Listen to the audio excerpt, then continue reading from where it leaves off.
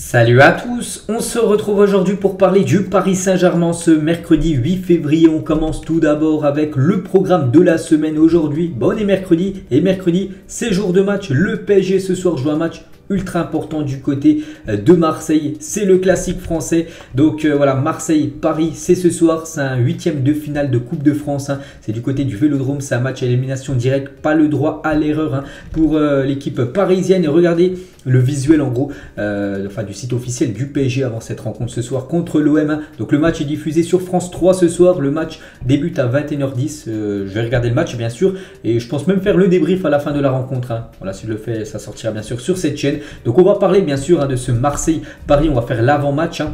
Donc tout d'abord le classique coupant en une du journal L'équipe aujourd'hui, donc avant le classique du 26 février prochain en championnat. Donc l'OM reçoit ce soir le PSG en Coupe de France. Les Marseillais espèrent enfin battre, hein, le rival invaincu à l'Orange Vélodrome depuis novembre 2011. Hein. C'est que Marseille n'a pas gagné l'équipe du Paris Saint-Germain depuis novembre 2011. Hein, depuis le 27 novembre, là, vraiment, si vous voulez avoir la date exacte. Hein. Donc le PSG est invaincu au Vélodrome depuis.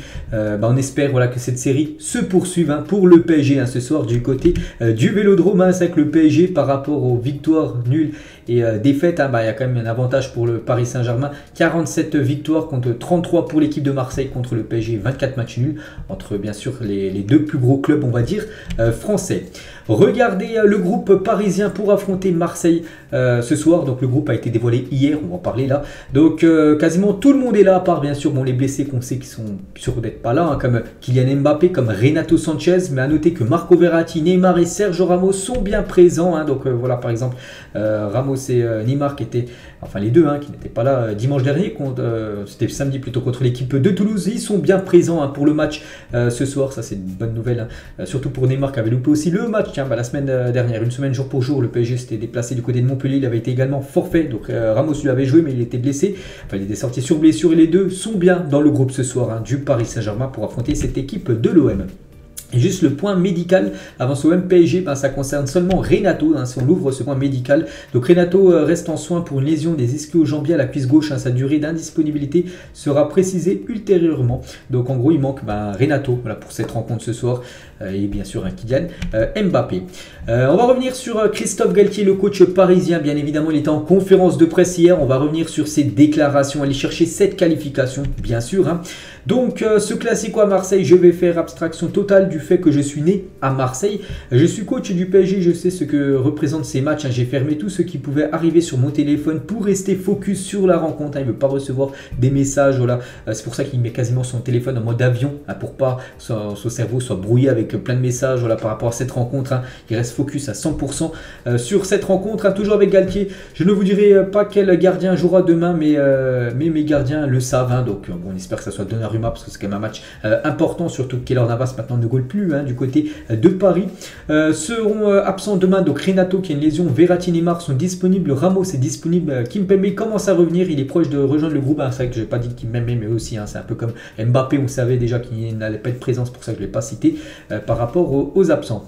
Galtier confirme que Neymar est disponible, bon, pour Marseille PSG. Toujours avec Galtier, nous avons des joueurs qui ont connu les classicos, d'autres qui ont connu de gros matchs à l'étranger avec des adversaires qui cherchent à vous mettre sous pression. On devra pouvoir réussir à jouer sous cette pression, attention, hein, parce que je pense que Marseille va jouer comme il joue souvent quand il joue à domicile, avec une grosse pression dans le premier quart d'heure. Il faudra éviter, voilà, de concéder trop d'occasions au premier quart d'heure, et même de, pourquoi pas, les punir en contre-attaque, hein, là où bien sûr le PSG peut faire très très mal à cette équipe marseillaise. Toujours avec Galtier, c'est très important la gestion des émotions. On doit commencer à 11 et finir à 11 et ne pas céder à la pression. On doit avoir la tête froide, hein. En gros il veut pas de carton rouge, hein, ce soir, il veut pas de joueurs suspendus, hein, parce que peut-être ça va être chaud, hein, de temps en temps, on sait, voilà, c'est comme un classique, et en plus un match important vu que c'est un match élimination directe. Donc voilà, il veut pas de joueurs qui disjonctent avec prendre un carton jaune, même carton rouge, hein, ce qui pénaliserait totalement l'équipe, hein. Toujours avec Galtier, donc Neymar travaille tous les jours sa cheville depuis son retour de Coupe du Monde après Reims. Il a ressenti une gêne à l'adducteur, il y a eu un principe de précaution, mais ses sensations sont très bonnes. Il a fait une séance pleine aujourd'hui, donc c'était hier, hein, bien sûr, lors de la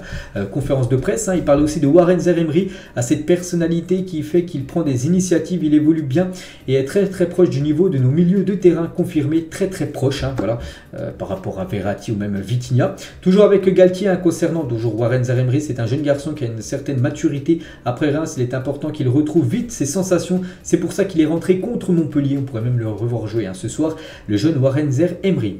Toujours avec Galtier, je ne sens pas Gianluigi libéré depuis le départ de Keylor, Gianluigi et Donnarumma. Il l'était déjà, Keylor s'est très bien comporté sur ses 6 premiers mois. Il n'acceptait pas la situation, mais le comportement des deux a été exemplaire. C'est que voilà, Navas, bien sûr, on peut comprendre qu'il n'était pas très content de ne pas jouer, mais voilà, il comprenait la situation. Puis maintenant, on lui souhaite bonne chance, bien sûr, à Navas du côté de son nouveau club. Et toujours avec Galtier, la Coupe de France est le plus beau trophée car il ressemble au football, il rassemble le football amateur et football professionnel. C'est un trophée historique, la Coupe de France. Bien sûr qu'il y a un trophée que le PSG veut remporter chaque saison. N'oubliez pas que le PSG ne l'a pas remporté la saison dernière. C'est l'équipe de Nantes qui l'a gagné. Le PSG avait été éliminé par l'équipe de Nice après séance de tir au but. Donc voilà, il faut retrouver ce titre national, bien sûr, du côté de la France. Le PSG ce soir toujours avec la compo probable. C'est le journal Le Parisien qui a dévoilé cette compo côté parisien avec Donnarumma, même s'il dit que ce soir les gardiens savent déjà qui va gauler, que nous on ne sait pas, c'est ce qu'a dit en conférence de presse Galtier. Bon, on pense que ça sera quand même Donnarumma, Nuno Mendes, Danilo, Marquinhos, Hakimi. Normalement ça sera ça la défense avec Fabien Ruiz, Verratti, Vitinha, milieu de terrain et devant. Donc Neymar, Messi. Neymar devrait commencer titulaire alors qu'il y aura une blessure. Bon, après voilà, bien sûr c'est une pièce très importante en espérant qu'il ne se blesse pas, parce qu'il y a un match très important dans ces jours, on le sait. Et Hugo Ekitike bien sûr à la place de Mbappé qui n'est pas là. Donc voilà le 11 normalement du Paris Saint-Germain. Et côté Marseille, si vous voulez voir un petit peu la compo côté l'OM, ils vont certainement jouer avec 3 défenseurs. Ils jouent souvent comme ça, l'OM avec 2 pistons sur les côtés. Notez que Klo ne jouera même pas son poste normalement, lui qui est piston droit, il jouera peut-être piston gauche parce que Nuno Tavares il est forfait pour le match ce soir. Et du coup ça pourrait être Under, les gars, qui pourrait commencer piston droit. Donc c'est peut-être une prêche à prendre pour le PSG, parce que Under n'est pas réputé pour défendre énormément, plus. Voilà, on sait que c'est plus un joueur offensif, donc voilà, peut-être passer par ce côté d'Under. Enfin là c'est une compo probable. Donc après Verratti, Rongier, Malinowski, Guendouzi, Sanchez, voilà la compo normalement de l'OM ce soir. Valentin Rongier, joueur et même capitaine de l'OM, par rapport à l'absence de Kylian, c'est forcément une bonne chose pour nous, surtout avec notre style de jeu où on s'expose aux contre-attaques. Ça sera différent sans lui, mais il ne faut pas se dire que c'est sans risque sans Mbappé. Et aussi Igor Tudor, le coach marseillais, par rapport à l'absence de Kylian.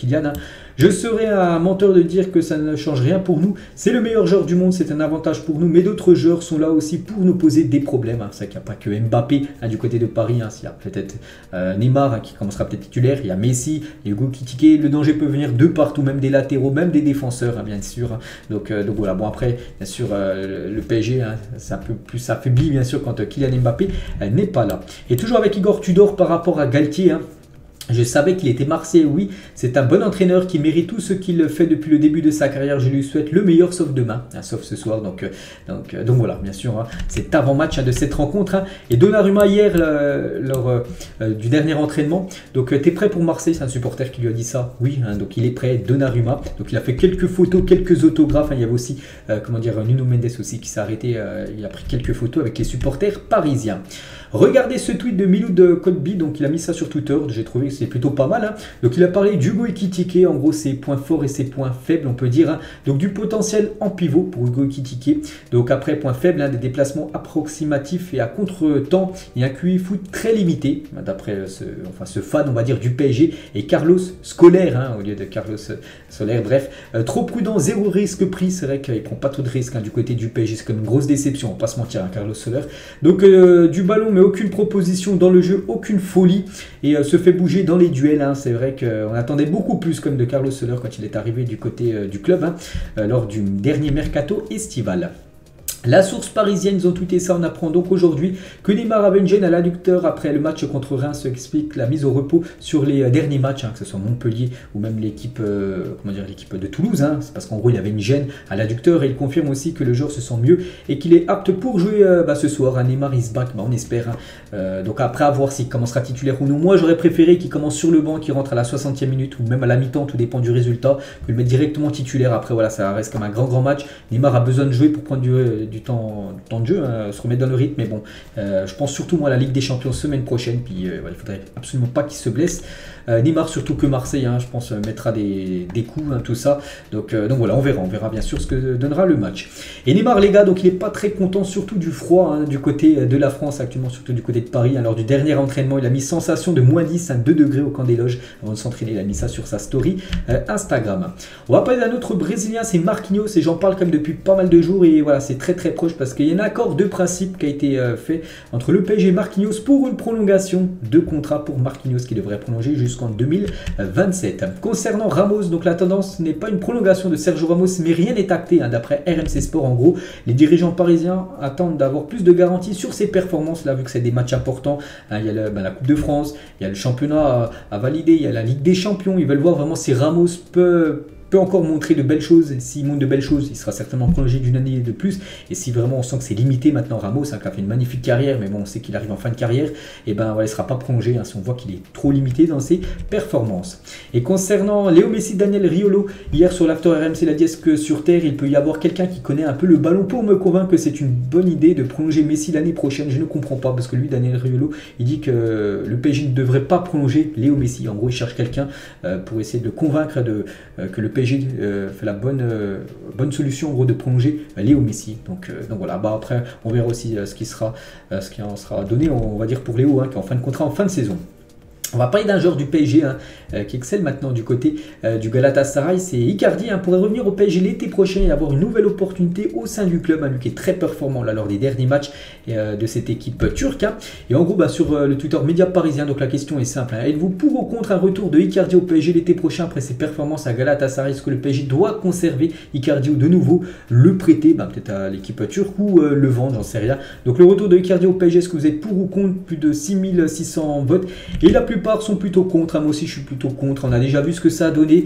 Voilà, peut-être au Galatasaray, peut-être ça le fait pour Icardi, parce qu'il n'y a peut-être pas trop de concurrence en attaque, mais on sait que du côté du PSG, on connaît les attaquants qu'il y a, et voilà, il va retrouver le banc, puis peut-être, vu qu'il va beaucoup moins jouer, s'il revient à Paris, peut-être ses performances vont retourner dans le bas. Et je pense que voilà, comme la plupart, quasiment 80%, ils disent que voilà, ce ne serait pas une bonne idée que le PSG conserve Icardi, et je pense que le PSG devrait se viser bien sûr et se retourner vers plutôt un autre joueur. On va parler aussi d'un ex-parisien, c'est le jeune Xavi Simons. C'est le PSV Eindhoven, son club actuel, souhaite supprimer la clause de rachat du PSG pour Xavi Simons. Donc en effet, le PSG dispose d'une clause de rachat sur le joueur l'été prochain évaluée à 12 millions d'euros.